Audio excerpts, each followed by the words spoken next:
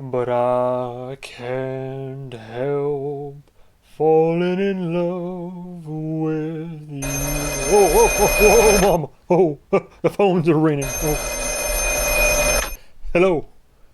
Dead kids in a basement, you say. Oh. Don't you worry, baby. I'm coming on down to save you. I'm headed your way. Hoo-ha, hoo. We are the same, you and I. We are two odd, lonely children reaching for eternity.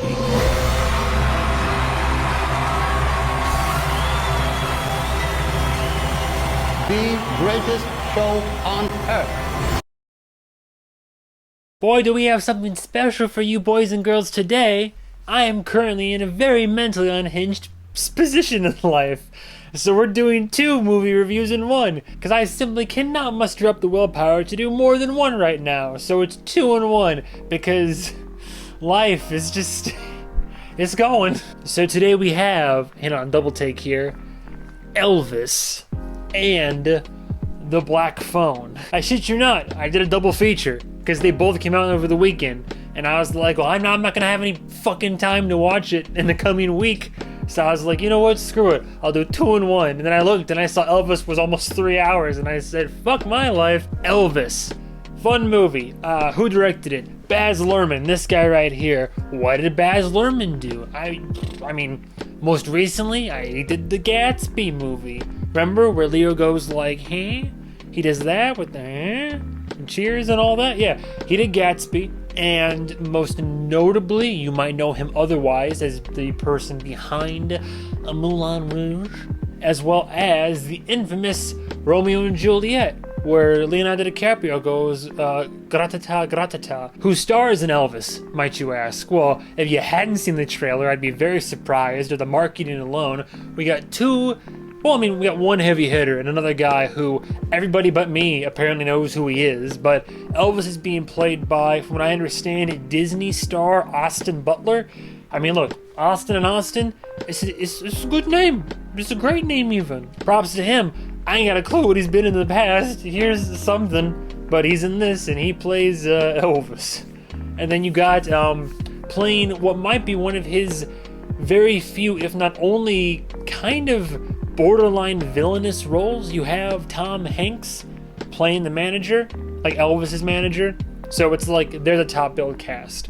Are there a plethora of other actors and properly represented people? Yes, but those are the 2 main ones. Elvis was a really fun time. I recommend it. It was, the style it's shot in is stylistic. It's quick. It's pretty much from moment one. It zooms around, takes moments to like pace itself in the serious moments and the transitions, and then kind of zooms around and goes.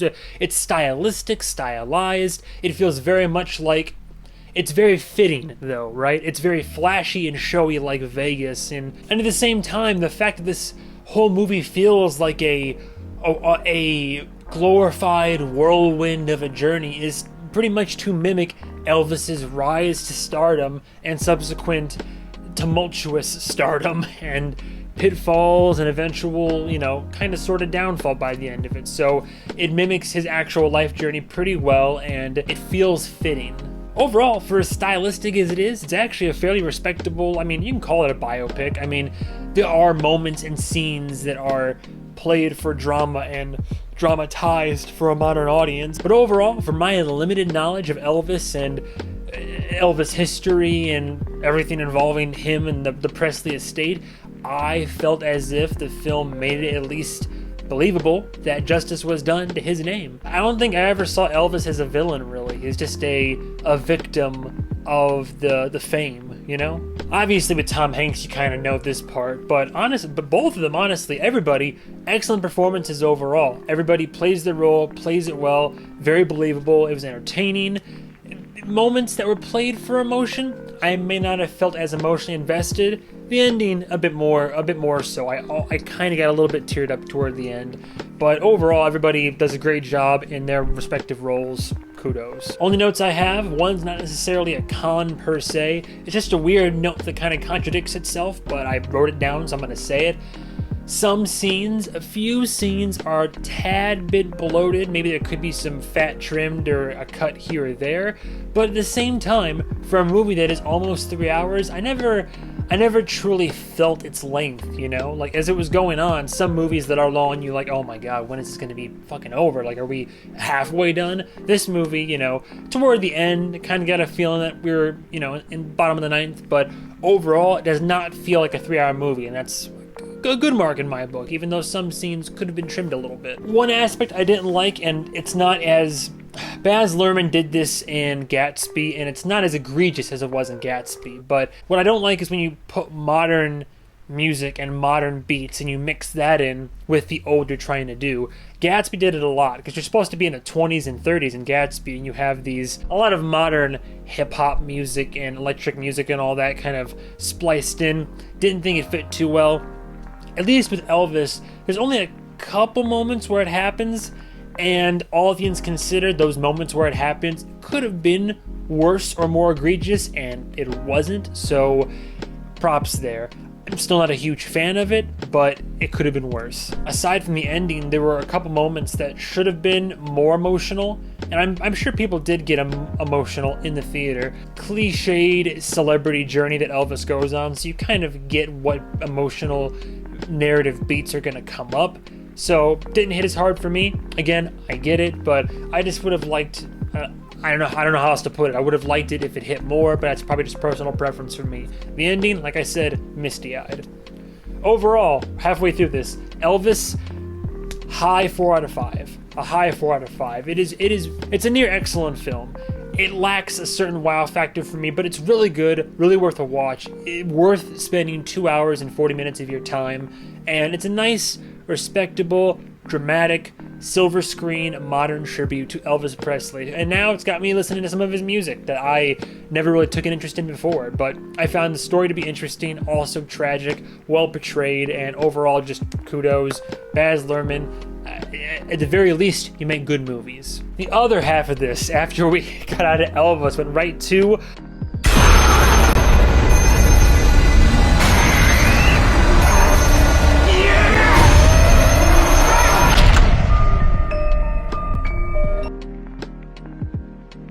Ladies and gentlemen, Black Phone. A movie that has been delayed a couple times now. I think it was supposed to come out in 2021. It was delayed to like February, and then I think they wanted to cash in on the summer movie crowd, especially being post-COVID and all that. So then they eventually moved it to now, which is like late June. Director of this one, Scott Derrickson. What has Scott Derrickson done? Honestly, a well-ranged filmography. Never covered him before, but I tell you what he did do, akin to this movie, horror, he did Sinister, which by literal scientific study is the scariest movie ever made. And by that I mean they literally tracked heart rate monitor, and I believe Sinister is number 1 in terms of highest average heart rate throughout the whole film. Sinister has one of the most evil fucking jump scares in a movie, I'll tell you that right now. But he did Sinister. What else has he done? Many other films, but the first Doctor Strange. So wide filmography. Didn't come back for Multiverse of Madness, but you know, did the first one, and I thought the first one was good. So honestly, both of those films are good, but it shows that he has range in directing. If anything, you would have heard of Black Phone for 2 things. One, the whole thing is about a phone in a basement where a kid's been kidnapped, and spirits can connect to the phone, and they're trying to help this kidnapped kid escape. That's point number 1. Point number 2, the kidnapper is played by Ethan Hawke. So again, an actor with range who you normally, you do see him play good and bad, mostly good guys, but he's basically, I mean, they call him the grabber in this film. He literally abducts, beats, and murders children, and they don't shy away from telling and showing most of that. Props to Ethan Hawke as always. He's a phenomenal powerhouse of an actor, no question there. The kid, Mason Thames, I didn't know him from much of anything. I looked up his IMDb, only a few credits I could find on there, nothing I recognized immediately, but the kid does a mostly great job. Overall, look, I love me some good old R-rated horror. I love it. It means anything goes. Rules are usually out the window, and this movie is no exception, honestly. Blumhouse films. Oh, Blumhouse. Hit or miss track record with me. They either are really good or they are really shit. This one, Black Phone, really good, honestly. I was on the fence about it after I saw the trailers for it, but honestly, Black Phone is a solid, like, horror thriller. Pretty solid story.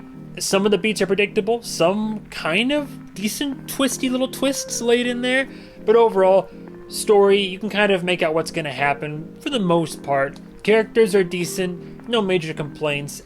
Some characters play heavily into cliches and stereotypes of this genre, not to mention just kind of film in general, but they don't play into it too hard. They still give enough originality and enough uniqueness in the script and characters that make them endearing and make you root for them, honestly. Like I said, good performances. Some of the kids in the movie, not all the kids, but some of the lines come off a tiny bit stiff.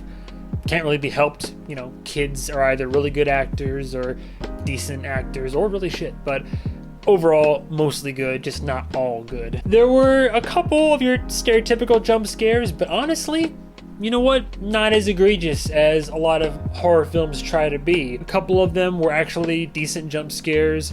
The film definitely has plenty of horror. Creepiness?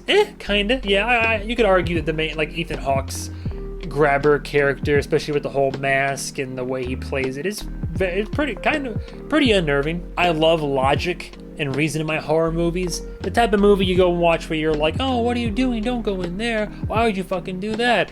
Not a lot of that in this movie. All the smart decisions, for the most part, that present themselves are made. There's probably one big moment where I turned to my friend and I was like, we both were kind of like, why doesn't he just do this? But that one nitpick aside, overall, like the kid's not stupid. Like most of these kids, you know, they're not all geniuses, but they're not stupid. And to see them actually using logic and physics and just different strategies to solve their way out of the situation is, it was creative. It tracked. It made me root for the character, and I wasn't thinking, oh, this dumb kid deserves to die. I was like, man, I really hope this poor kid gets out of the situation. And I don't know what it is. Maybe it's because like when the remake of It came around, I just started craving it again. I like it when movies don't shy away from, you know, I hate seeing bullying in films, but I do like some nice kid-on-kid violence when if a kid's bullying you and you're like, yeah, I'm gonna knock the shit out of you and I'm gonna make you bleed and hurt. I'm like, yeah, fucking go. Yeah, show him who's boss. Like,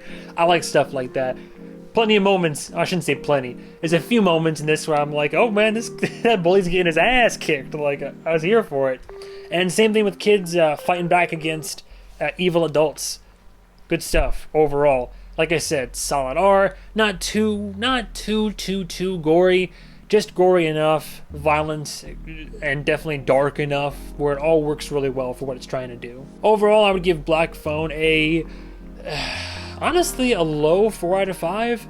I don't have a lot of complaints, but there are a few complaints, a few more than Elvis, honestly.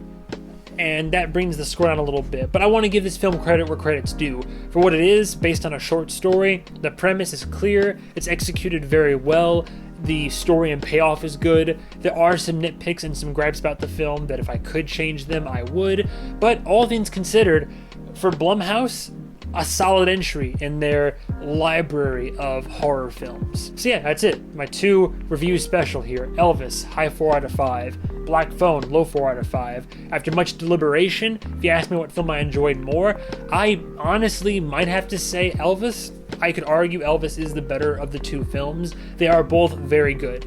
But if you're looking for a film to watch, you know, this weekend or something like that, unless you're looking for a spooky little date night with your film up in the back row, just go Elvis. It's a solid, fun watch, but like I said, they're both good. So yeah, that's my review for those 2.